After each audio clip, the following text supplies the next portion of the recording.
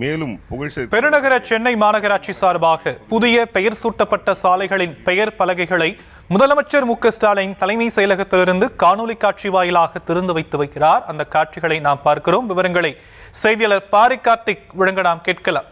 பாரி கார்த்திக், விவரங்கள். மதிப்புக்குரிய நகராட்சி நிர்வாகத்துறை அமைச்சர் அவர்களுக்கும், மதிப்புக்குரிய தலைமைச் செயலர் அவர்களுக்கும், மாண்புமிகு மேயர், துணை மேயர், சட்டமன்ற உறுப்பினர்கள் அனைவருக்கும், இவர்கள் இந்த புகழ்பெற்ற இந்த மூவருடைய குடும்பத்தினர் அனைவரும் 3ஆம் தெருவுடைய சேர்ந்த அந்த தெருவுக்கு திருச்சி லோகநாதன் தெரு என்றும், தமிழ் பாடகர், சங்கீத சேவகர் சீர்காழி கோவிந்தராஜன் அவர்கள் வசித்து வந்த மந்தவெளிப்பாக்கம் கிழக்கு வட்ட சாலைக்கு சீர்காழி கோவிந்தராஜன் சாலை என்றும், இசையமைப்பாளர் M.S. விஸ்வநாதன் அவர்களுடைய வசித்து வந்த சீமண்டி சாலைக்கு அவருடைய பெயரும் ஏற்கனவே சூட்டப்படும் என்று அறிவித்த நிலையில் அதை தற்போது காணொலி காட்சியின் வாயிலாக திறந்து வைத்தார். மேலும் தமிழ்நாடு பாடநூல் கழகத்தின் சார்பில், கல்வியல் பணிகள் கழகத்தின் சார்பில் நீதி கட்சி வரலாறு, தந்தை பெரியார் சிந்தனை தொகுப்பு, அறிஞர் அண்ணா சிந்தனை தொகுப்பு, திராவிட இயக்க பெண் சிந்தனையாளர்கள் தொகுப்பு, திராவிட இயக்கம் சமூக பண்பாடும் என்ற தலைப்பில் உருவாக்கப்பட்ட புத்தகங்களையும், திராவிட இயக்க சிறுகதைகள் 2 தொகுப்பையும் தற்போது முதலமைச்சர் அவர்கள் மொத்தமாக 7 புத்தகங்களை தலைமைச் செயலரிலிருந்து திறந்து வைத்தார்.